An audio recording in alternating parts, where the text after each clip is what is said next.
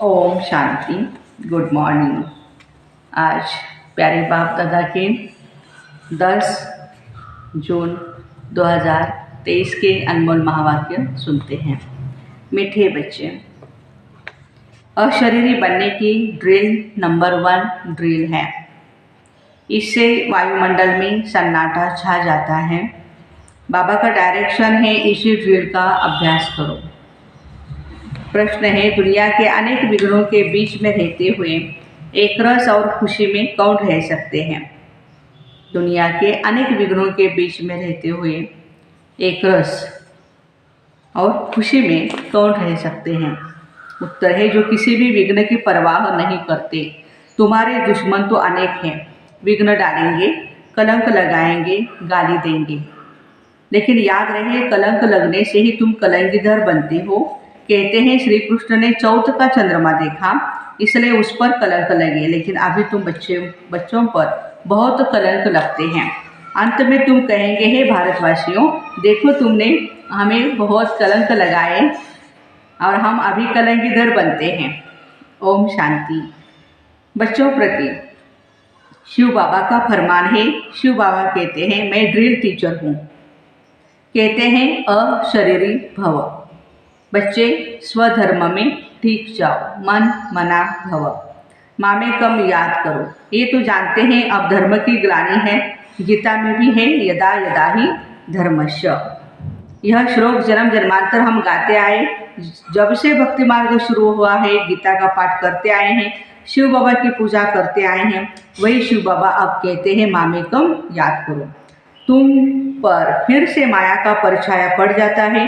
अब मैं आया हूँ माया पर जीत पहनाने के लिए, इसलिए मन मना भव, क्योंकि तुमको वापस जाना है मेरे परम धाम में। अगर श्री कृष्ण होता तो कहते मध्याजी भव।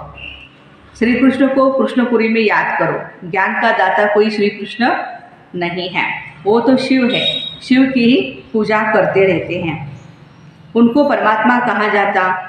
हम आत्माओं को वहाँ जाना है, इसलिए बाबा ड्रिल सिखलाते। यह है नंबर 1 ड्रिल, मन मना भव, अशरीरी भव। तुम सब ब्राह्मण उनको याद करेंगे। अगर कोई शूद्र यहाँ और कोई ख्यालात में बैठेगा तो वायुमंडल को खराब कर देगा। उस एक को जब सभी याद करेंगे तो सन्नाटा छा जाएगा। जैसे कोई मरता है तो सन्नाटा हो जाता है, आत्मा के अशरीरी होने का प्रभाव पड़ता है। तो अब बाबा कहते हैं, तुम सब आत्माओं को वापस ले जाऊंगा। काल तो एक आत्मा को ही ले जाता है, मैं तो कालों का काल हूँ, सबको ले जाने आया हूँ। और मैं आता हूँ साधारण ब्रह्मा तन में। मैं मनुष्य सृष्टि का बीज रूप चैतन्य हूँ। मैंने ही गीता सुनाई थी, देखो तुम्हारे पर अब कलश रखा है ना। श्री कृष्ण की गोपियों को भी कलश दिखाते हैं। कहते हैं श्री कृष्ण ने मटकी तोड़ी, अब वह मटकी काहे की? तुम्हारे सिर पर जो विकारों की मटकी है उनको तोड़ते हैं, ज्ञान अमृत का कलश देते हैं। बाकी सतयुग में थोड़ी ही कोई ऐसी बातें हो सकती है। गोपियाँ तो तुम हो ना। गोपी वल्लभ की गोपियों पर जो जहर का कलश था वह फोड़ ज्ञान अमृत का कलश रखते हैं। हाँ, यही गायन है ना। तो इसमें बुद्धि बहुत अच्छी चाहिए, तब धारणा हो सकेगी। गोपियों का वल्लभ तो है ना शिव बाबा। श्री कृष्ण को वल्लभ नहीं कहते हैं, लिखा है गोपियों को भगाया। अब बाप थोड़े ही भगाएंगे, ये तो कायदा नहीं है। भगाने का कोई कायदा नहीं है ना। बाबा समझाते हैं, जब कोई महात्मा कहे शिव हम, तो बोलो एक तरफ कहते हो महात्मा यानी महान आत्मा, फिर अपने को परमात्मा अथवा शिव हम क्यों कहते हो? महान आत्मा तो पवित्र आत्मा ठहरे, यह राह समझाना है। इसको ज्ञान का धर्मयुद्ध कहा जाता है। उन्होंने पास है शास्त्रों की मत और तुम्हारे पास है श्री मत। बाबा कहते मैं आता हूँ तब जब राजयोग सिखलाना है। भारत के ऊपर ही सारा खेल है। हीरो हीरोइन का पाठ भारतवासियों को मिला हुआ है। वास्तव में वंदे मातरम इन माताओं को कहा जाता है। वह लोग तो भूमि को मातरम कहते हैं। भूमि तो तत्व है, वह थोड़े ही माता कहा जाता है उसको। इस धरनी में रहने वाली तुम माताएं हो, तुमको ही वंदे मातरम कहा जाता है। ये वह भूमि को वंदे मातरम कहते तो भूत पूजा हो गई। अभी तुम बच्चे योग बल से अपनी बादशाही लेते हो। सब मेहनत करते हैं पवित्र बल बादशाही लेने के लिए। जिस तरफ साक्षात सर्वसमर्थ सर्वशक्तिवान है उनकी जीत होनी ही है। परमात्मा की महिमा बिल्कुल अलग है। वो आकर ड्रिल सिखलाते हैं, मामे कम याद करो, और सब तुमको दुख देने वाले हैं। सभी दुश्मन बन विघ्न डालते रहते हैं। यह कोई नई बात नहीं, हमको कोई दुनिया की परवाह थोड़ी है। श्री कृष्ण के लिए कहते हैं चौथ का चंद्रमा देखा तब गाली खाई। कलंक जिन पर लगाते हैं वही कलंगीधर बनते हैं। फिर अंत में कहेंगे, अरे भारतवासियों, तुमने हमें कितनी गालियां दी, देखो हम यह लक्ष्मी नारायण बन रहे हैं, राज्यभाग्य ले रहे हैं। लड़ाई के मैदान पर जो बहुत सहन करना पड़ता है, तो जो राज्यभाग्य देते हैं उन पर बलिहार जाना है। ये शिव बाबा समझा रहे हैं। शिव बाबा पर हम बच्चों को बलिहार जाना है। ये दादा अपने को भगवान नहीं समझते, इसलिए शिव बाबा कहते, बच्चे यह तुम्हारा कल्प कल्प का पार्ट है। तुम भी कहेंगे जब जब धर्म की ग्लानि होती है तब बाबा आते हैं। अब बाबा आया है और हम बाबा से वर्षा ले रहे हैं। निमंत्रण पत्र में भी लौकिक बाप के हद के वर्षे और पारलौकिक बाप के वर्षे वाली पॉइंट बहुत अच्छी लिखी हुई है। बेहद के बाप से ही बेहद का वर्षा मिलता है। लक्ष्मी नारायण को बेहद का वर्षा किसने दिया? बाबा ने दिया। तो यह सब समझने की बातें हैं। हमारा यह सितम सहन करने का भी पार्ट है ड्रामा में।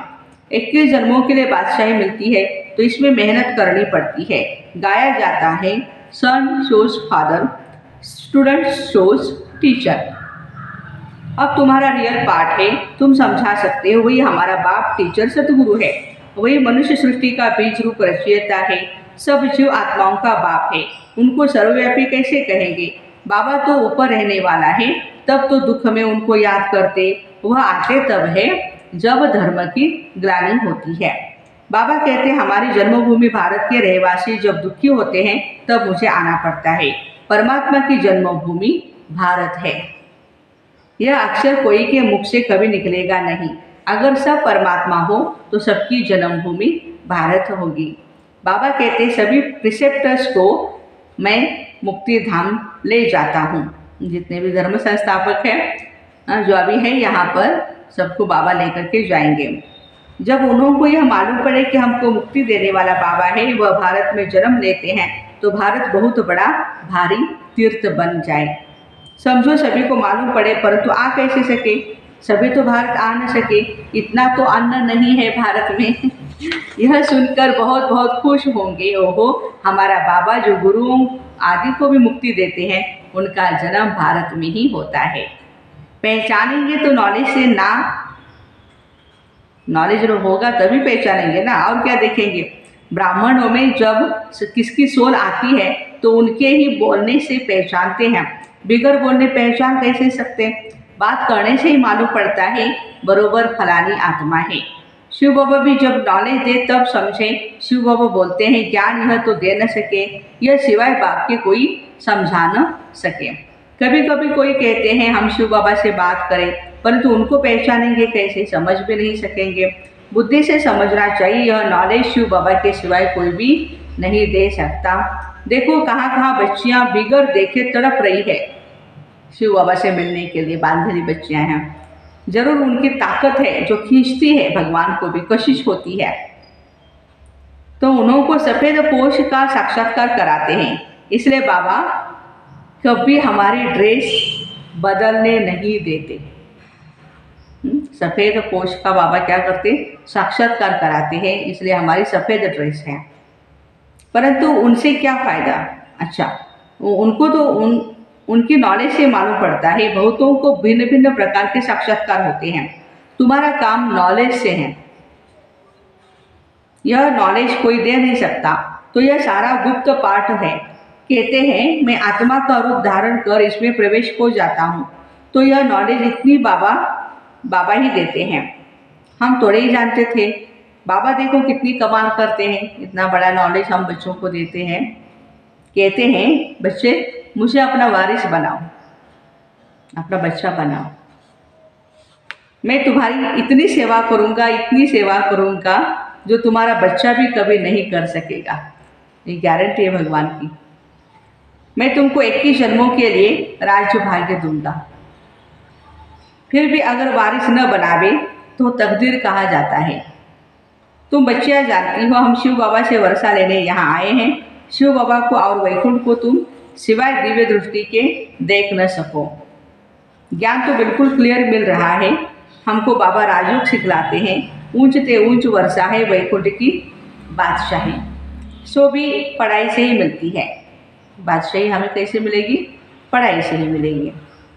कोई भी राजयोग सिखला न सके। हम नर से नारायण बनते हैं, यह राजयोग सिखलाते ही अंत में है। तब तो फिर सतयुग में राजा रानी बनेंगे। यह मुसलों की लड़ाई प्रसिद्ध है। गीता से देवी देवता धर्म की स्थापना हुई। उस समय तो और कोई धर्म था नहीं। वे सब कहाँ गए? विनाश हुआ। बिल्कुल सहज बात है। ट्रेन में भी तुम बच्चे बहुत सर्विस कर सकते हो, फिर भी प्रजा तो बन जाएगी ना। बाबा आज ट्रेन में सेवा करने के लिए विशेष डायरेक्शन दे रहे हैं। गाड़ी का डिब्बा ही तुम्हारी प्रजा बन जाएगी। इतने लोगों को बाबा कहते हैं ज्ञान सुनाओ आप। बैठ करके सुनेंगे तो उनको बहुत अच्छा लगेगा। लिटरेचर भी हाथ में होना चाहिए। साथ में लाडला श्री कृष्ण भी होना चाहिए। श्री कृष्ण हमारे साथ हो, उनकी पिक्चर हो अपने साथ, तो हम दिखा सकते हैं और उनकी महिमा भी कर सकते हैं। तो बाबा कहते हैं लाडला प्यारा हमारा कान्हा है, उसको भी साथ में लेना है। अच्छा, मीठे मीठे सिकिरदे बच्चों प्रति माता पिता बाप दादा का याद प्यार और गुड मॉर्निंग। रूहानी बाप की रूहानी बच्चों को नमस्ते। हम रूहानी बच्चों की रूहानी माता पिता बाप दादा को याद प्यार गुड मॉर्निंग और नमस्ते। वाह बाबा वाह, शुक्रिया बाबा शुक्रिया। धारणा के लिए मुख्य सार है 21 जन्मों की तकदीर बनाने के लिए शिव बाबा को अपना वारिस बनाना है। हर कर्म से बाप टीचर सतगुरु तीनों का शो करना है। दूसरी पॉइंट, ज्ञान क्लियर मिल रहा है इसलिए साक्षात्कार की आश नहीं रखनी है। साक्षात सर्वसमर्थ बाप हमारे साथ हैं, इसलिए विघ्नों से घबराना नहीं है। कितने भी विघ्न आएंगे, गालियाँ देंगे। आज बाबा ने कहा ना, बहुत सारे लोग गालियाँ भी देंगे, हमारे दुश्मन भी बहुत हैं। अभी तो देंगे गालियाँ, लेकिन बाद में तो सब मानेंगे ना सच्चाई क्या है। वरदान, मेरा बाबा के स्मृति स्वरूप द्वारा समर्थियों का अधिकार प्राप्त करने वाले समर्थ आत्मा भव। कल्प पहले की स्मृति आते ही बच्चे कहते हैं बाबा तुम मेरे हो, और बाप कहते बच्चे तुम मेरे हो। इस मेरेपन की स्मृति से नया जीवन नया जहान मिल गया और सदा के लिए मेरा बाबा इस स्मृति स्वरूप में टिक गए। इसी स्मृति के रिटर्न में समर्थी स्वरूप बन गए। जो जितना स्मृति में रहते हैं उतना उन्हें समर्थियों का अधिकार प्राप्त होता है। जहाँ स्मृति है वहाँ समर्थी है ही। थोड़ी भी विस्मृति होती है या व्यर्थ है, इसलिए सदा स्मृति स्वरूप सो समर्थ स्वरूप बनो। बाबा कहते हैं कि जितना हम स्मृति हमें रहेगी मेरे बाबा की, तो समर्थ ऑटोमेटिकली बनते जाएंगे। और विस्मृति हो गई तो फिर व्यर्थ चलता रहेगा। इसलिए बाबा कहते हैं स्मृति सो समर्थ। स्लोगन है हार्ड वर्कर के साथ साथ। हम सभी बच्चे बाबा के हार्ड वर्कर है ना, सेवाएं बहुत करते रहते हैं। हार्ड वर्कर के साथ साथ स्थिति में भी सदा हार्ड बनो। अपनी स्थिति कमज़ोर नहीं करो, बाबा कहते वो भी मजबूत बनाओ। मातेश्वरी के अनमोल महावाक्य सुनते हैं, सृष्टि की आदि कैसे होगी। बहुत मनुष्य ये प्रश्न पूछते हैं परमात्मा ने सृष्टि कैसे रची है, आदि में कौन सा मनुष्य रचा। अब उसका नाम रूप समझना चाहते हैं। अब उस पर उन्हों को समझाया जाता कि परमात्मा ने सृष्टि की आदि ब्रह्मा तन से की है। पहला आदमी ब्रह्मा रचा है, तो जिस परमात्मा ने सृष्टि की आदि की है तो अवश्य परमात्मा ने भी इस सृष्टि में अपना पार्ट बजाया है। अब परमात्मा ने कैसे पार्ट बजाया? पहले तो परमात्मा ने सृष्टि को रचा, उसमें भी पहले ब्रह्मा को रचा, तो गोया पहले ब्रह्मा की पवित्र आत्मा हुई, वही जाकर श्री कृष्ण बनी। उसी तन द्वारा फिर देवी देवताओं की सृष्टि की स्थापना की, तो देवी सृष्टि की रचना ब्रह्मा तन द्वारा ही कराई।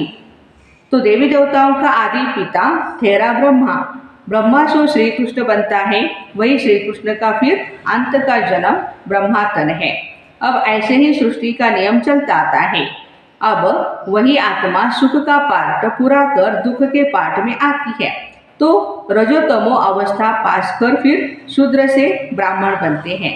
तो हम है ब्रह्मावंशी, सो विष्णुवंशी, सच्चे सच्चे ब्राह्मण। अब ब्रह्मावंशी उसको कहते हैं जो ब्रह्मा के द्वारा अविनाशी ज्ञान लेकर पवित्र बनते हैं। तो इससे सिद्ध है कि सृष्टि का आदि पिता है ब्रह्मा बाबा। अच्छा, ऐसे मेरा बाबा के स्मृति स्वरूप द्वारा समर्थियों का अधिकार प्राप्त करने वाले समर्थ भाई बहनों को ओम शांति। Have a nice day.